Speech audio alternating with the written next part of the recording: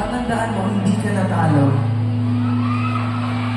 Hindi ka natalo kasi naramdaman mo yung totoo. Hindi ka naloko ng tao. Nagmahal ka ng totoo. Para sa akin yun yung panalo. Kung laro man ang pagmamahal, ikaw pa rin yung nanalo kasi ikaw yung ikaw yung nakaramdam ng totoo. Kasi siya pwede siya umanap ng iba, mabilis lang, di ba? Pinalitan ka nga niya na ilang araw lang. Kaya niya mabilis kasi hindi ka niya talaga bilangan. And ang totoong pagmamahal ay very rare.